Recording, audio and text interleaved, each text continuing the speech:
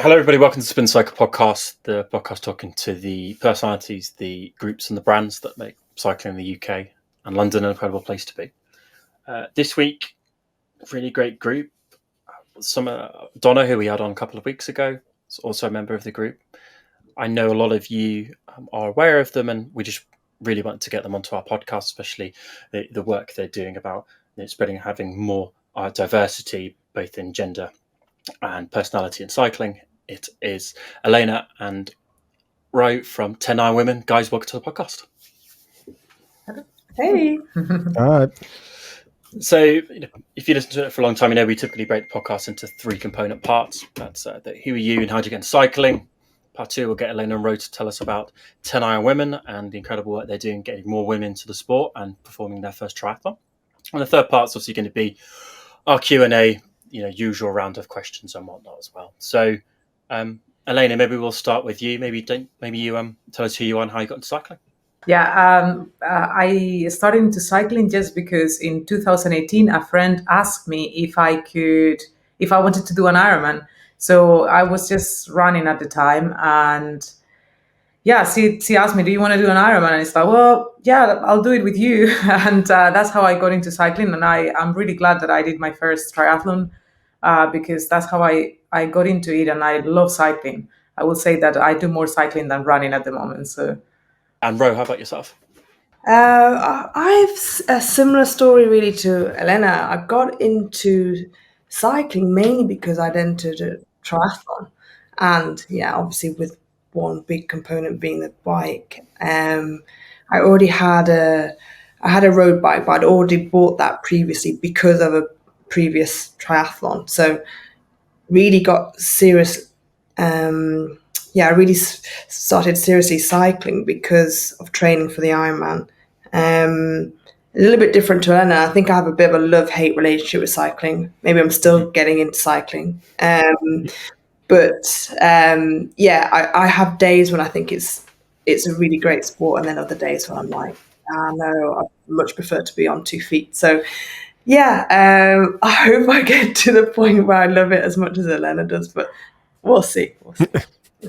So was the cycling a gateway drug into doing the Ironman, or was it Ironman first and then, Elena, I know you said that you also see an Ironman is three component parts, right? But was it Ironman first and then you took up the kind of the component parts, or was it an entry level or an entry kind of sport that got you in first?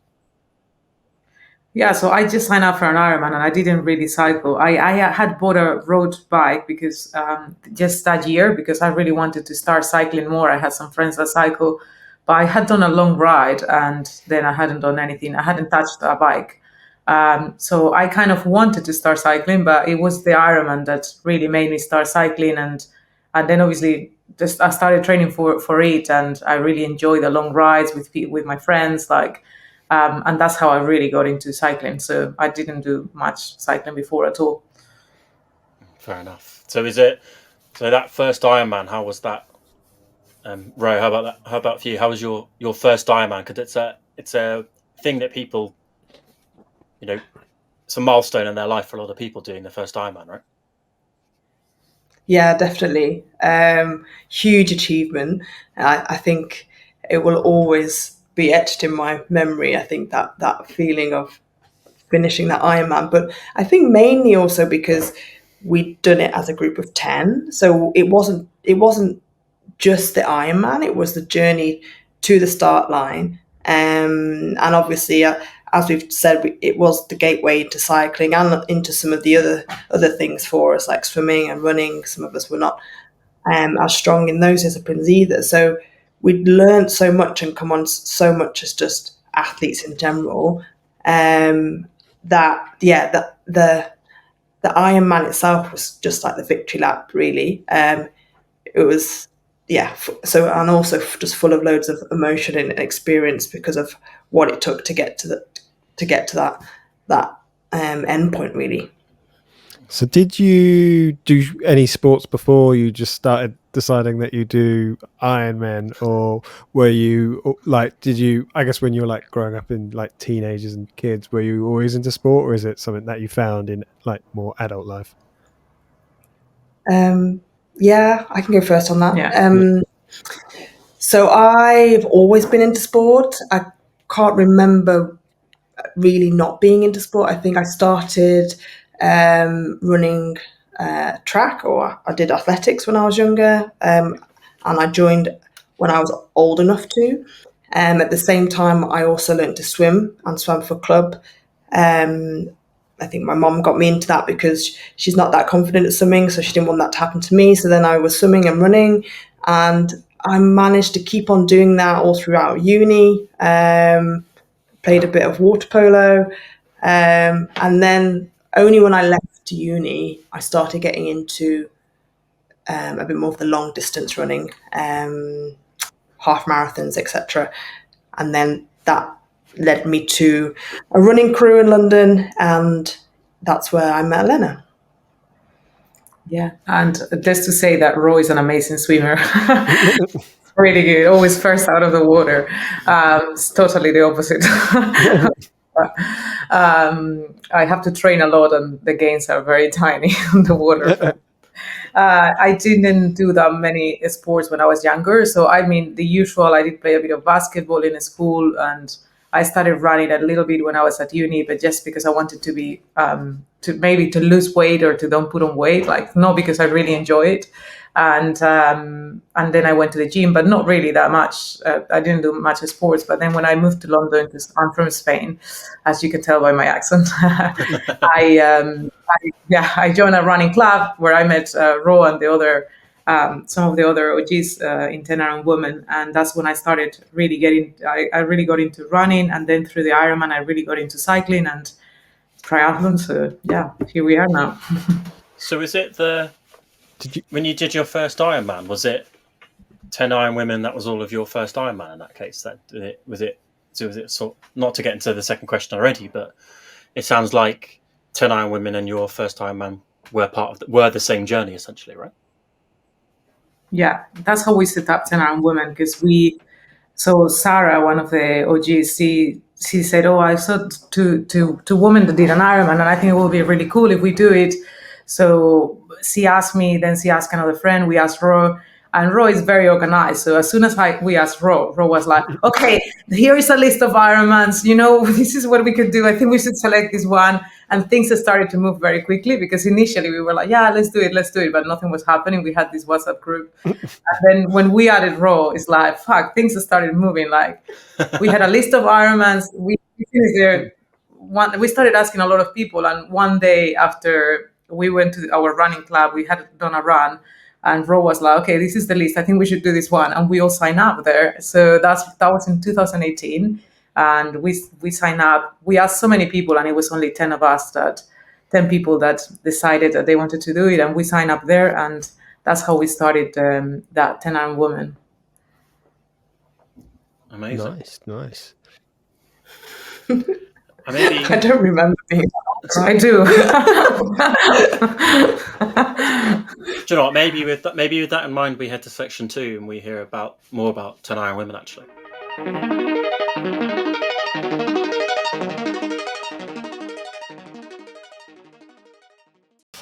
Welcome back, everyone. So, Ro, how did 10IronWomen start?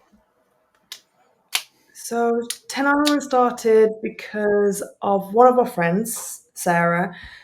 She was inspired. She saw that another woman had completed an Ironman, and then she heard also how few women participate in Ironman triathlon, and she's just said to us, started dropping the idea, "Guys, I think we should do an Ironman. I think it'd be really fun, but we should do it together." And she kept on for a few weeks like that, and then eventually we got to a point of, okay, we need to listen to her now.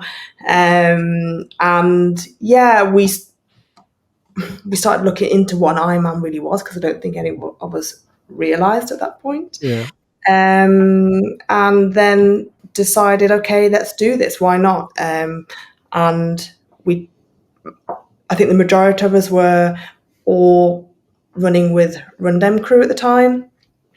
And then those that were not were either friends of friends, and eventually there were 10 of us, and we decided, okay, this is it, this is our focus, let's start 10 Ironwomen, let's document the journey, let's learn about Ironman, let's learn about triathlon together, and let's go to Barcelona in 2019 and do the thing. So yeah. Love that. Because I was going to ask, how did you all meet? But I guess sounds like you're an offshoot of a run club.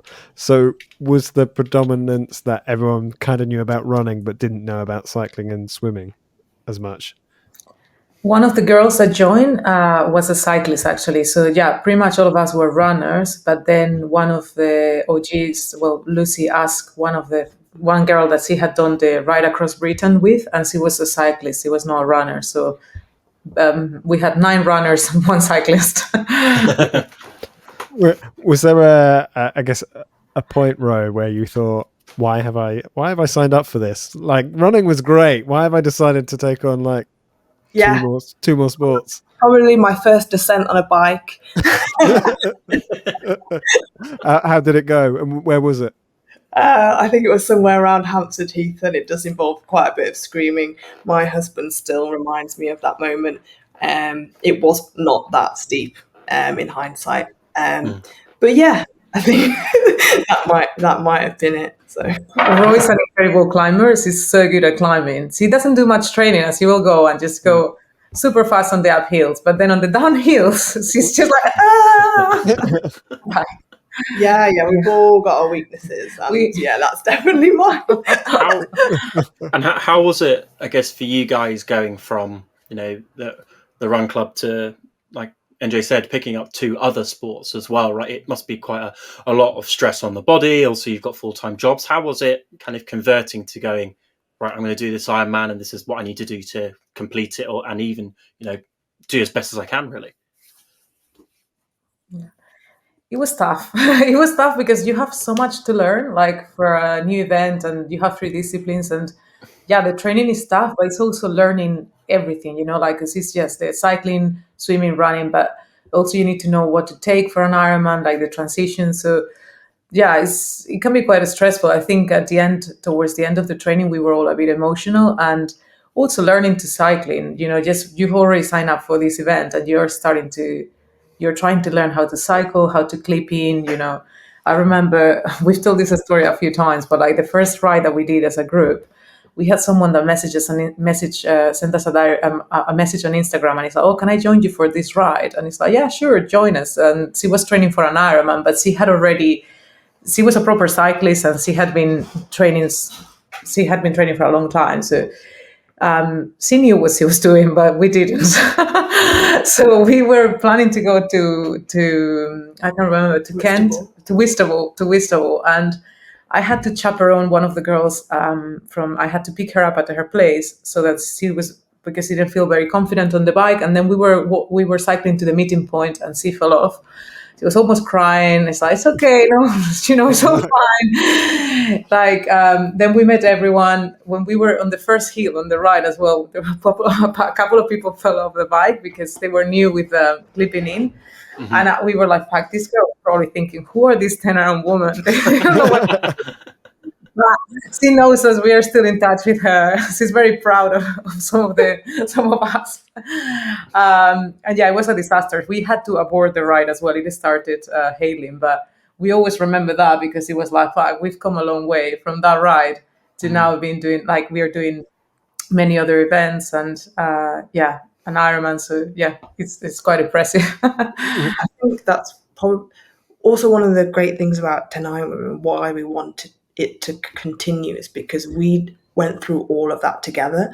I think if you go through it by yourself, there's probably a high likeness that you might not get to the start line. You might just quit and be like, I don't want to do this. This is rubbish. But because we were learning together and we were all having our highs and lows together, I think that really made it and made us really like stick at it. So and then in terms of the training, where you were asking the social life for 2 months, really, well, for maybe longer, but for really the 2 months leading to the event, you don't have social life. Your social life is going to be your cycling, swimming, running, because there is not much time that you have, because you have to be doing pretty much every day 2 sessions, and then a long ride on the weekend. So really, if you do that with people, then you make that as your social thing, and it's quite fun. But if you're doing that on your own, I think it can be quite depressing.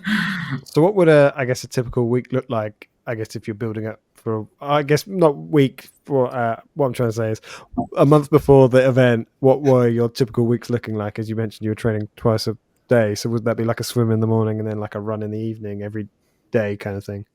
Yeah, so generally most of the training plans that we've done has 1 week of 1 day rest that you take as a rest day, or you can do a swim. We'll recommend to have one rest day because mentally also you kind of need it. But then you have a swim in the morning and maybe a ride in the evening. And sometimes you have 3 sessions because you also have to do 2 strength sessions a week, ideally. And then the next day you have maybe you have to cycle and then do a brick run. So it's like running after you've ride to get used to that for the race. And then you will run in the evening. Then, you're always doing a swim and a run, or a swim and or a ride and a strength. And then on the weekends, you do a really long ride on Saturday generally, and then Sunday, a long run. And sometimes as well, you can do a ride before your long run on the Sunday as well. You could do a very easy spin, some to 1 hour, and then go for a long run. So it's quite a lot of training. So how do you balance all of this with work? Do you have jobs where it's like it's nice and flexible, or is it sometimes you're training at like 10 p.m. at night kind of thing?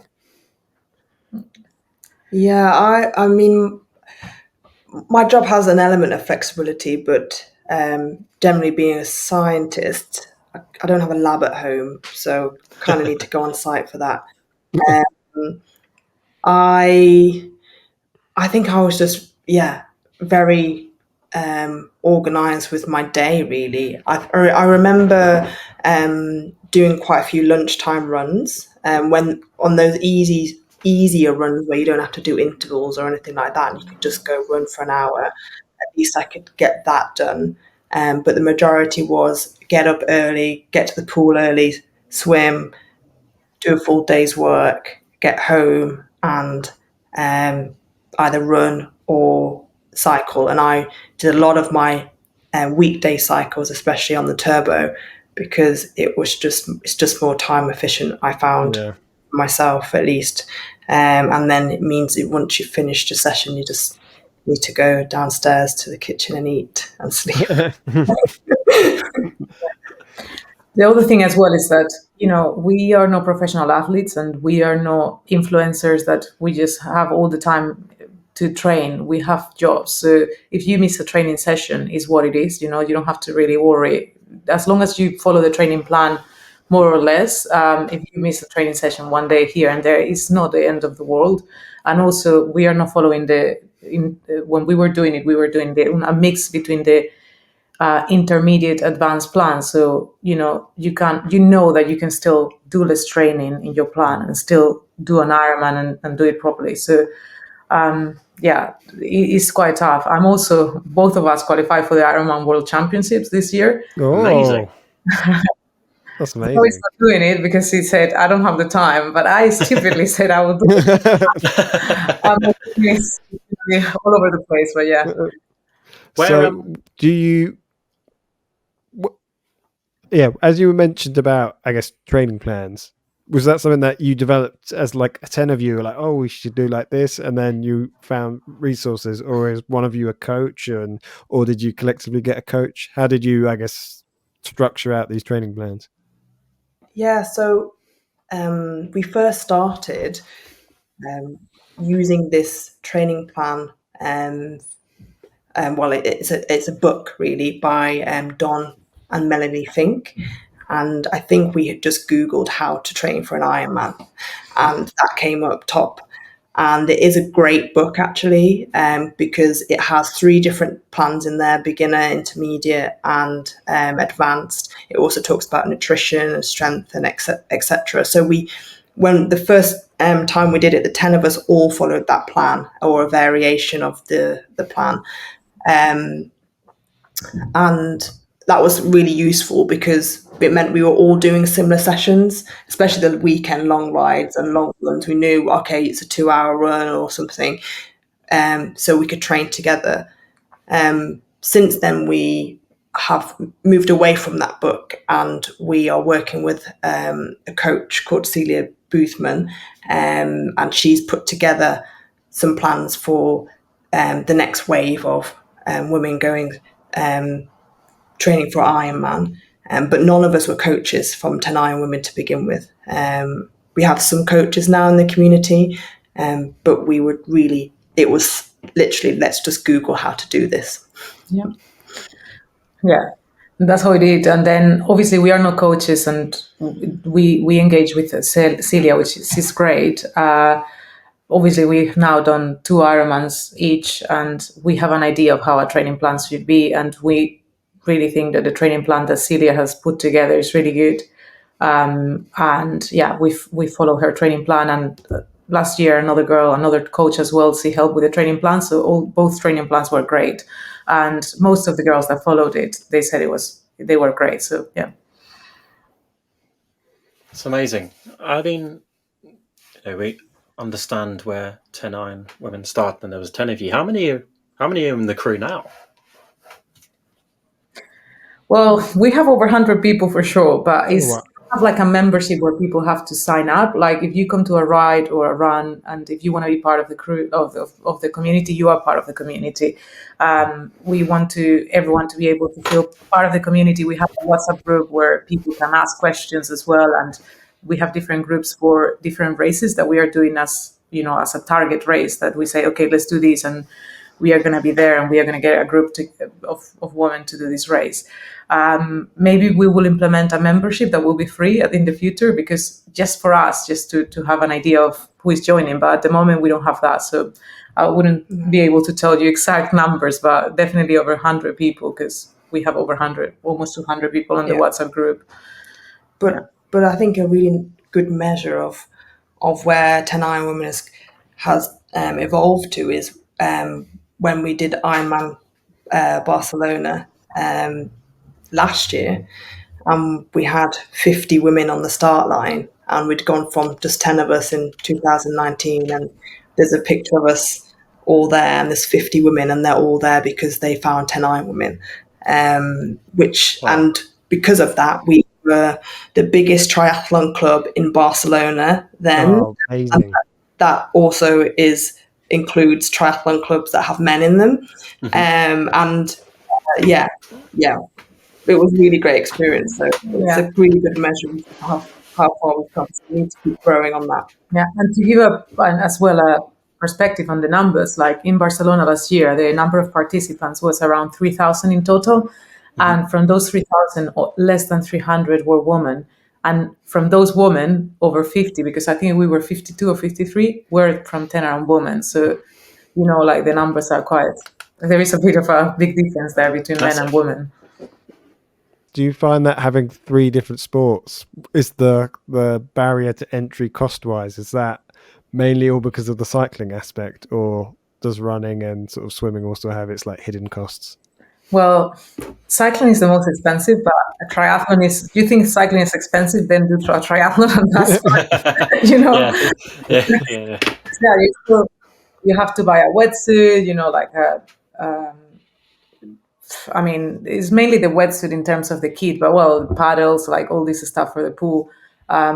But you need kit, and when you're running as well, it's cheaper than cycling, but like everything adds up, and it's quite expensive. And the entry to an Ironman is not precisely cheap, so that's also quite it's quite expensive. Yeah, and like the cycling world, it's a slippery slope, right? You start with your entry level running shoes or wetsuit or bike, and then you go on a few rides with people and you realize, oh my god, there's better things out there. Let me break it down. So and you start looking at 80mm depth wheels for time trial bikes, which I definitely go on eBay and look for people who've done triathlons once, bought deep section wheels, and I want to buy them. Yeah, exactly. So there are like workarounds, and the eBay is a good place. One of us got a pretty good bike off eBay that had been used once because a cyclist is just super keen and wanted to upgrade after a year or something like that. So there are hacks that you can do. But yeah, I think it's generally quite expensive. But I think what we find actually is not necessarily the expense. Okay, that's one barrier, but one of the out of the three disciplines, probably swimming is quite a big thing for people. If you're not a confident swimmer, I think it takes quite a lot to overcome that fear in water, and also it's such a technical sport. You can be so fit running and then get in the pool, and if you haven't got the right technique, you're out of breath in a minute, right? So I think we have a lot of people say I'm not a strong swimmer, and that's a bit of a barrier, and just finding places to be able to learn to swim as an adult probably is also quite difficult. Yeah. And in terms of the cost, I just wanted to add that, yeah, triathlon is expensive, but when we did our first Ironman, none of us, and to be fair, I still don't, have a triathlon bike. We just had like tri-bars. You don't need to spend all the money in the expensive kit. I think naturally you want to do it once you've been doing it for a long time, but it doesn't have to be that way. And you can still do a triathlon in a road bike, with tri-bars if you want, or if you don't want, you don't have to have them. And there is a lot of second-hand stuff that you can buy, like from wetsuits and other things. So that shouldn't be the thing that really puts people off, because you can still do it and not have the best kit and still complete it. And the most important thing to have is strong legs and and the willingness to train. So yeah. Do you have to train your gut as well? Because I imagine if you're doing that such longer distance, you're going to have to eat a lot. So how did you, I guess, get used to all the eating as well? I think it's just trial and error, really. The great thing about us as a group was I was running for a while by myself, having GI issues, thinking I was the only person on the planet this happened to. And then we start talking in this WhatsApp group. Oh, finally, it's not just me. I'm not the only one. But I think, yeah, generally people have had their own experiences and been like, wow, this works for me. But you use those long rides and those long runs at the weekend to try and practice your nutrition. And I don't know, I think even on race day, it probably doesn't always go to plan.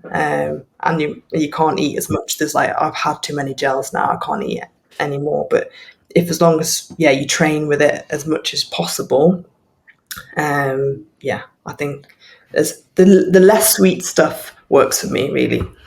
Yeah, I think on that front, the first Ironman, when I did it, I didn't train that much taking gels, and that's something that I completely changed. The last year when I was training for the Ironman, I started taking gels on all my training rides, because I actually went to a couple of talks from nutritionists and I read about on it, and it completely changed because I actually had a good race where I didn't have that many stomach issues. I mean, at the end of when you're running, you're going to have, your stomach is going to be a bit traumatized from all the gels, but it's much better than, I didn't have any problems on the ride or in the first half of the run.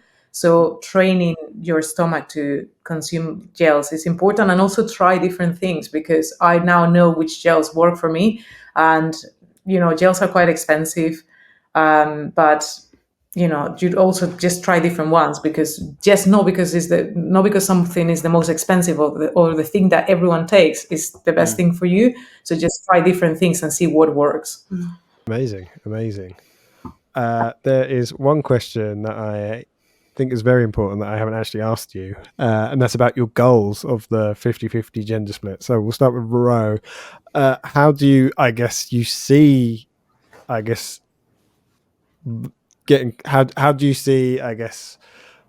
you as a club and a community helping to push towards that 50-50 gender split? And do you think that having man in the word Ironman is a barrier as well? Great question.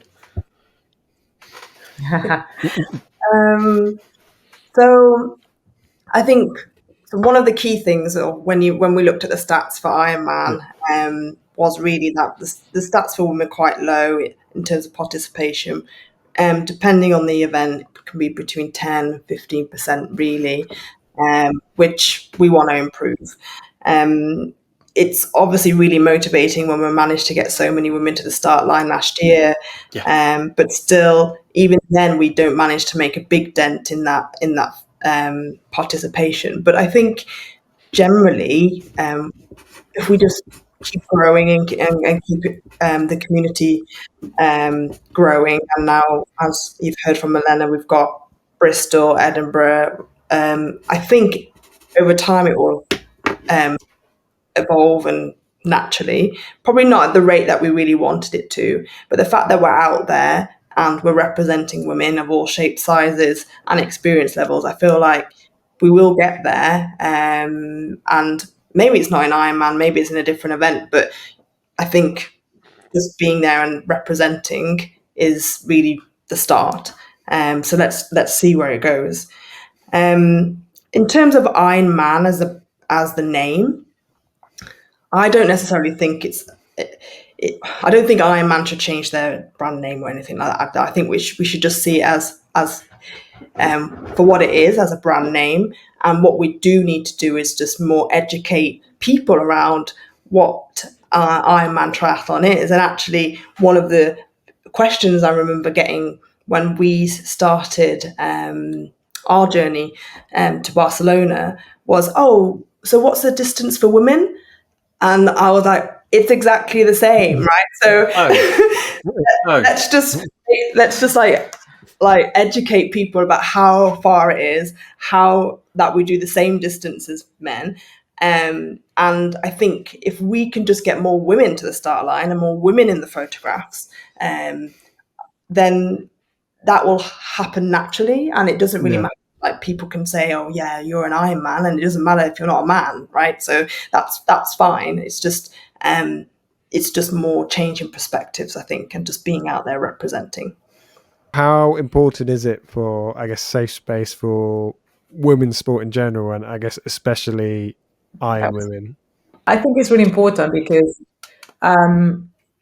we always say this, that you cannot be what you cannot see, and it really is true. If you see other people that are like you doing something like you feel like it's more, and that are your age, or like that are not professional athletes, you see someone like you can relate, and then you feel like you can do it as well. So it's very important, and especially for women in triathlon, it's very intimidating. It can be very intimidating.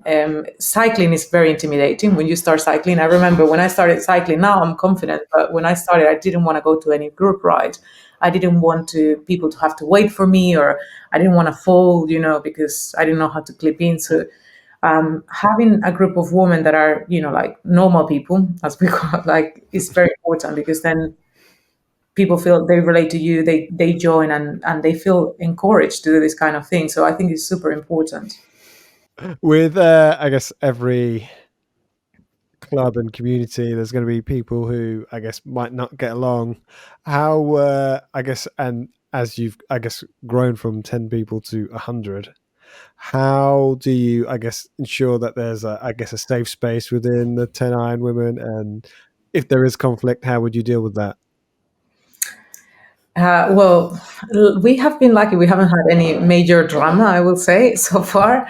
But the thing that we have seen, though, is that sometimes you do get people that they don't fit in with the values of the community as much, perhaps, or they've done things that maybe you think like, "Oh, this is not the right approach that we will take to something," or nothing bad, But it's also, we find it very difficult because maybe we think that some of the things that they do is not in line with the community or with the values, but it's a tough thing. I think the best thing that we can do is just to have a word with that person. If it was something like that their behavior is unacceptable, or they say something that is completely inappropriate, we haven't had that, but we will have to probably, or if there is a dispute between two people have a problem, we will have to obviously talk to both of them, investigate, ask other people, do a little bit of detective work, and then have a chat with them, at the same time. I don't know. I think that's what we will do. Hopefully, touch wood, we won't have these issues because we are not in school anymore, but we know that these things do happen, right? Even with adults. Yeah. So, yeah, So, it's a tough one, but I think that's what we'll do. so I guess speaking of, growing in the community, 50 incredible people at Barcelona, and, the training plans, I'm assuming at the moment there's also community rise that you guys are doing, ways for people to get involved. If, for example, somebody heard you guys here or seen you on Instagram, how would they get involved in 10 Iron Women, and how could they then kind of plan their journey to doing their first Ironman? So it's very easy to get involved with 10IronWomen. Also because, as Elena said, there's no membership, there's no fees or anything like that. We really just ask you to turn up. You can find us on Strava, and we often post also on Instagram the weekly events or the plans we have for the month, with the location, etc. And you really just need to turn up. They're really open to anyone. If there is, we've got some details in around how long the run is and the rough pace, and the same for rides, I guess. But generally, we make that as open as possible. And you do not need to have done a triathlon. You don't need to have, if you want to come to a run, you don't need to be an experienced cyclist or vice versa. You don't need experience in all three disciplines. You just need to want to show up and join us. And there's also no commitment to doing a triathlon, or even doing any event. You can come to all of our community events and not enter a triathlon at all. It might be difficult not to, because we talk about triathlon a lot, and we're also trying to recruit the next people. Oh, why don't you join us for this one or this one? And yeah, but really, it's just a fun place for people to get connected and join the community. What would a typical week of 10 Iron Women events look like? Do you have like specific hubs where it's like 7 p.m. on a Wednesday, we're always in Victoria Park? Do you have like, I guess, your common repetitive events that you put on? Yeah, so we are now in 3 locations in London, which is where we've always been, Bristol and Edinburgh. So in Bristol and London, we have regular runs. So every Tuesday morning, in London is in Victoria Park in East London, and we may start our Clapham runs as well, because we used to have that, and we have some girls that are west, so we may start that very soon actually. And in Bristol, we also have a regular run in the, I can't remember the location, but it's somewhere central. Bristol is not that big. I hope people from Bristol don't get offended. Great city. But I can't remember where they start. But Lucy, one of the OGs, organized that, and Sarah is also there. We have a big community over there. And in Edinburgh, we also have regular runs on Friday mornings. And then we try to do in London, especially, something every weekend. So either a run or a ride. And for sure, we have a ride at least once a month. But it changes, the date changes. And we do that as well in collaboration with Moloko. So we get a big group of girls. It really changes, but we try to have something every weekend. And the Tuesday runs in London and in other locations. And we also try to do social events, but we do them, less regularly. And the other thing is that although we only have one ride a month, we also do other rides, but maybe we just put it on WhatsApp, and we have groups of people that maybe we do not advertise those, because if somebody is training for Kalmar, because this year we have a big group of women doing Ironman Kalmar in Sweden, they are already on a training plan, they are a bit more... They're locked in. Yeah, exactly. Training right. So we will still do that, but it's not going to be advertised to everyone. So we do a lot of the stuff that as well, it happens organically within the community and in the WhatsApp group, that we don't put it out there to everyone.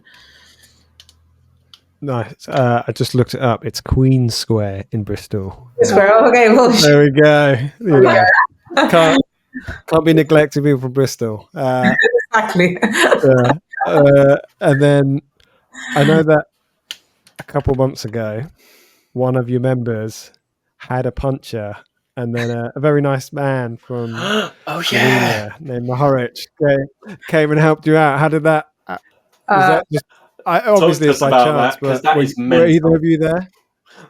That was hilarious. So, I was there, but I wasn't there when this happened, which I was like, fuck, if you had told me that this was Matej Mohoric, I would have come up again.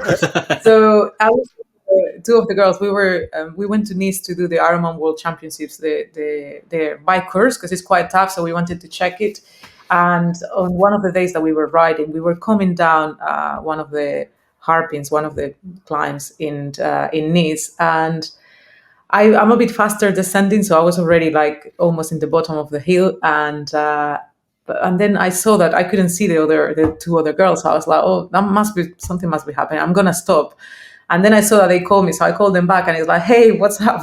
He's like, "Hey, don't worry, we had a puncture, but it's okay. We are here with a gravel champion." And I was like, "What?" And he's like, "Yeah, don't worry. They have a mechanic. They have a proper pump. They have a van. They're gonna fix this. We are not moving a finger." It's like, okay. I thought they were joking. I don't know. But then when they came down, like they showed me the photo. And it's like, "Is this guy?" And it's like, "Guys, do you know who this is?" And it's like, they are like, no. It's really I watch on Chain. It's not that I know everyone in the Tour de France, but I knew who he was. So, and I actually follow him on Instagram. Follow me back. And he's like, wow.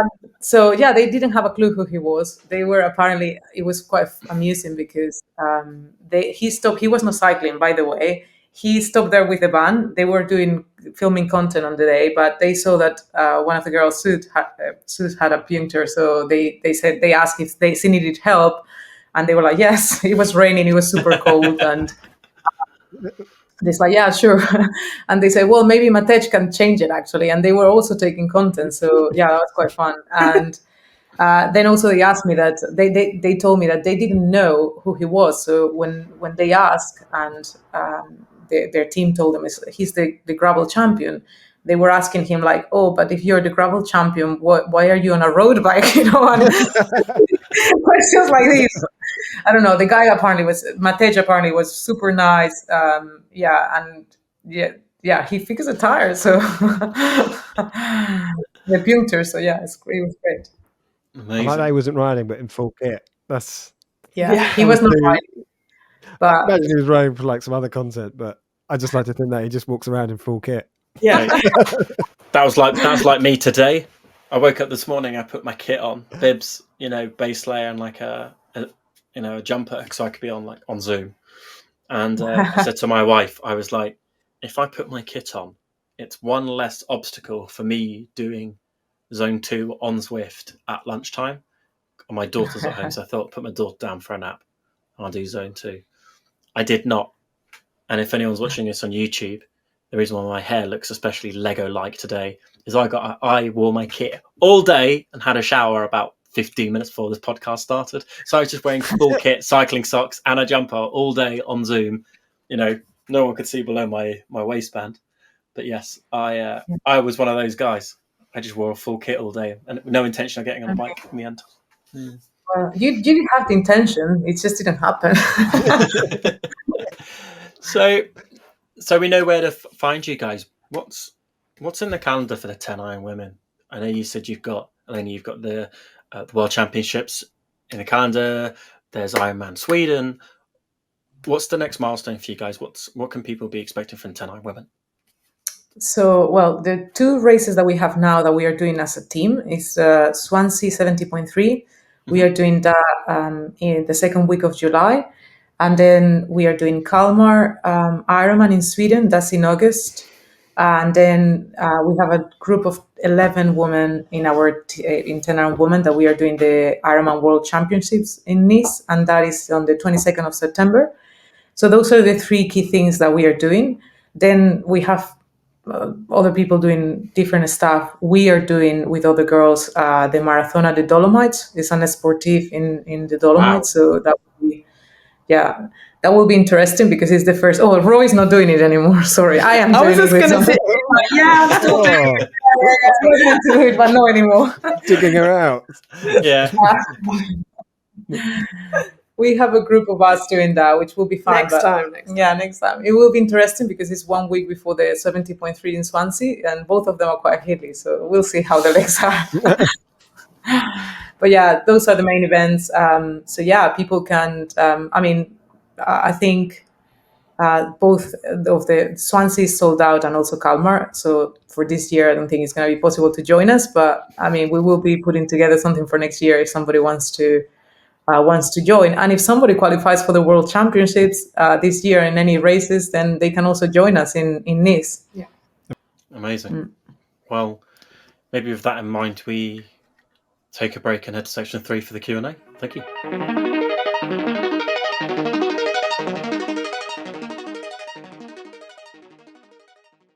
Welcome back, everybody. Section 3 Q&A with Elena and Row. Elena, maybe I start with you. Both, London-based. What would you say is a bit more pro? Is it Richmond Park or Regent's Park? Regent's Park.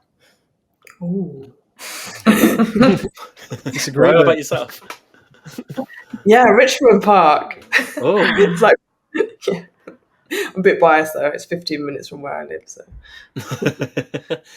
that's perfect. People in Richmond, Regent's, right? Yeah. Yeah. In Richmond, you have all type of people going there, like just to cycle with the mountain bikes, like in Richmond, in Regents. I mean, you have people doing easy laps, but you have people going full steam as well, really fast. So I'll say it's more pro.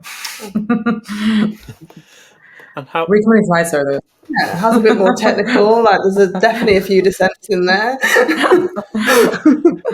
So when you're kind of out and about, I guess when you're training, are you, do you stop at your cafe stoppers? And if so, where are you typically stopping? What could be your recommendation for a coffee?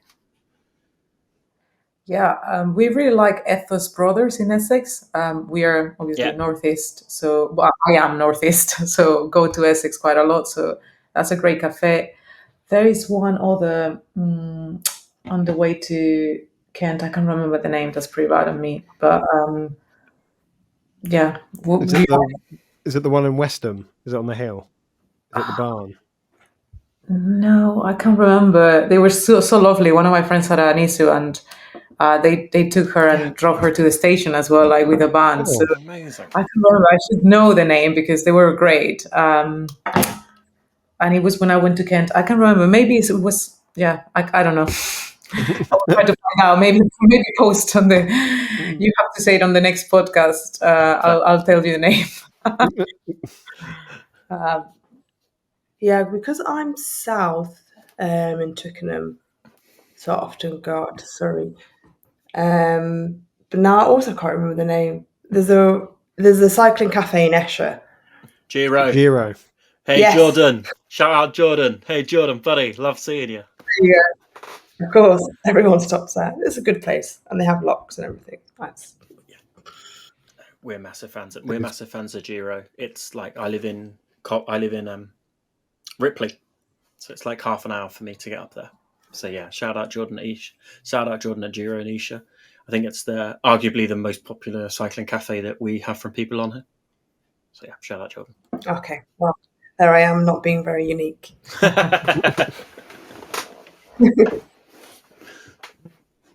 Now, where are we?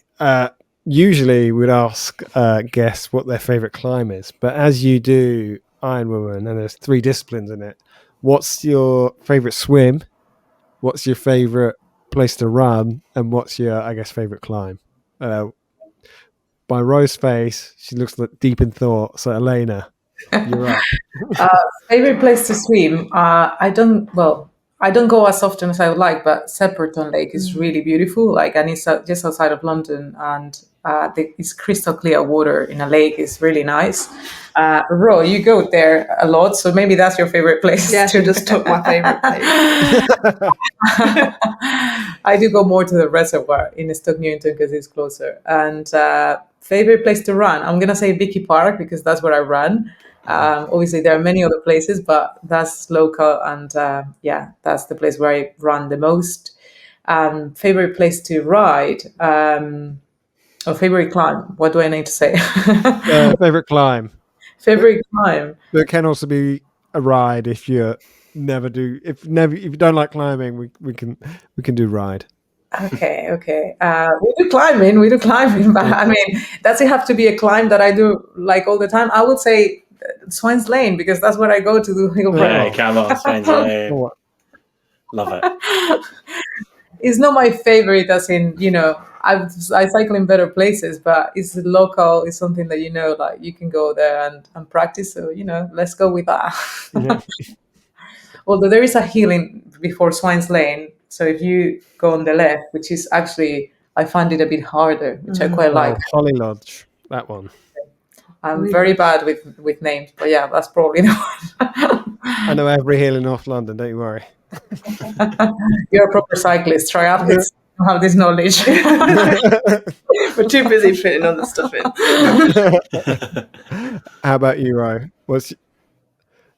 So I would agree Shepperton's a great place to swim. It's also super friendly, and they've got a couple of different like size loops. So it's really kind of beginner friendly as well. Oh, and you can hire wetsuits. So you don't need a wetsuit, which is sometimes a bit of a barrier. My favourite place to run, probably just because it's close to me, again along the river, to Bushy Park. It's pretty flat, it's nice, but it's also pretty scenic. So it's a good place to run it, especially in the summer. And then, do you have a favourite climb? She must have. I mean, she always likes climbing, so Doesn't know the hill. She just likes going up. Yeah. Favourite climb. There is one climb that I always will remember on the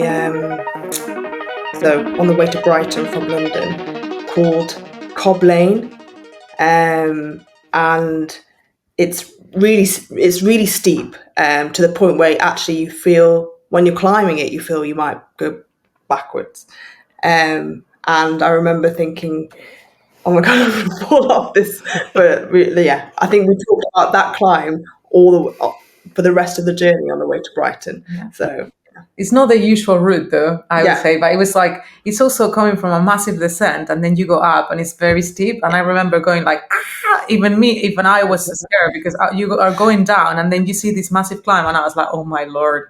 Yeah. But it's a good one. I think it's a short one, right? I found it. Its average is 16.4% cam. Yeah. For how long? You're very good at this. 350 meters. Oh my and then towards the top, it goes up to 24%. It looks like. Yes. Yeah. Strava. So that sounds horrible, but I'm glad. It's very short, but it's quite intimidating when you're going down and then you see that climb. But it's very short. And also, and because it ends round a bend, so you're on the steepest part, but you can't see the end. The end, so you're like, shit, how far have I got to go on this? When you do it the first time. Yeah, with climbs like that, you can't go too hard, or it's just like exactly. Yeah, you can't commit. Yeah. You have to learn how to pace. So our next question is Cycling Hall of Fame, but we will open it up for you two to the world of wetsuits and running shoes. So what one item would you put into, I guess, your Iron Woman Hall of Fame? One item. That one is such a tough one. Yeah, it is a very tough one. Because I would put not an item, but something ridiculous that I did once that everyone remember. Go on. You can't start a story and then like something ridiculous I did and then leave us all there on like a. I'm not very, swimming is not my strongest discipline. And when we started training for the first Ironman, we went to this open water session. Like, it was coach, and the coach was like, okay, I'm gonna teach you something, guys. You are gonna have to close your eyes and then swim, and try to swim on a straight line. And like some people did it. Some people, like, when obviously Row is super good, so he went straight. Then someone outside. And then I ended up going around in a circle. What? So everyone remembers that. And I always get so funny. I mean, it teaches you which side you're most like dominant on if you're imbalanced. And clearly Elena was on one side. She Yeah. just went around in a circle to the point where we're in the middle of a lake and like you can't touch the bottom. And I'm thinking, I'm going to drown here because I'm laughing so much. So everyone remembers that, But luckily, I've that was great because then I learned that I'm so much stronger in one arm that I had to compensate, and also I'm better, so I won't be swimming in circles anymore. But yeah, everyone remembers me for that. So are we putting Elena's donut swimming in the Hall of Fame? I guess is that what we're getting into now? Donut swimming. Yeah, donut swimming. Okay. Okay, that's what we got. Yeah. We have your heel descending on the There you go. cycling Go down hall. Highgate. Perfect. There you go. That's your two. There you go. Two self submissions this week. I respect that a lot. I respect that. I know. Do you like watching cycling going over cobbles, mountains? And if you had the choice, would you rather cycle on cobbles or cycle up a mountain? Up a mountain. 100%. Yeah, 100% up a mountain. Fair. So this is the you kind just shattered Cam's heart into 1,000 pieces. So the other thing that this podcast... Why do you want cobbles? What's so good about cobbles? It's the panache. It's the vibe. It's the fact that you definitely know you shouldn't be cycling on cobblestones, and yet you kind of like it. And I think it's also the fact that, I don't know, so we went to Paris-Roubaix this year, and I saw Mathieu van der Poel fly past me at 45k an hour on a bike over cobblestones.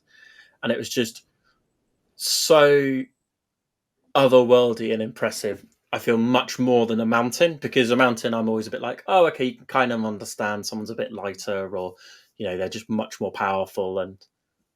But there's no way I could get anywhere close to doing that kind of speed over very rough cobblestones in rural farmland France. So for me, it's just the magic of the cobblestones, you could say.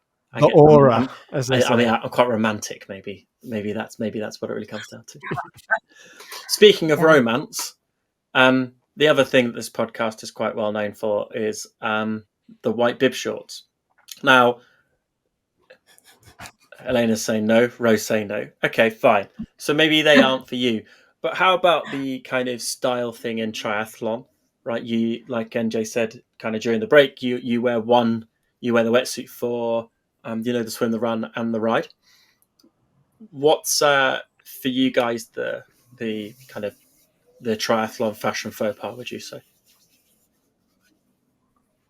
So in triathlon, there are some white tri-suits, but sometimes they're white and they put like a black patch on your, crotch. On your crotch. Terrible.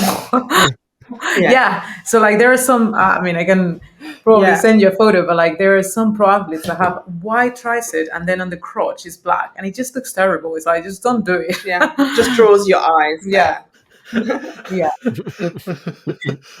Yeah. All right. Well, it seems like maybe they figured it out. There's in triathlon end. Look, guys, thank you so much for coming on our podcast. I know that, Elena, I was speaking to you in the early days of our podcast, actually, even when we were still going through season 1. And it's like, it was really good to finally connect you a couple of weeks ago and putting us together and introducing us to Row. Maybe to kind of end the podcast, see us up, why don't you tell people where they can find 10IronWomen and find yourselves? Yeah, so they can find us on Instagram. We are at 10IronWomen. We are on Strava. We have a Strava club as well called 10IronWomen, so anyone can join, and we post there all our rides, runs, events. So follow us there, and you'll be able to know what we are up to every week. We also have a website, but really the Strava and Instagram are the best places to find us. And if you want to email us as well, we have an email, 10ironwomen@gmail.com. And also, before we end, I wanted to say something that happened during Ride London last week.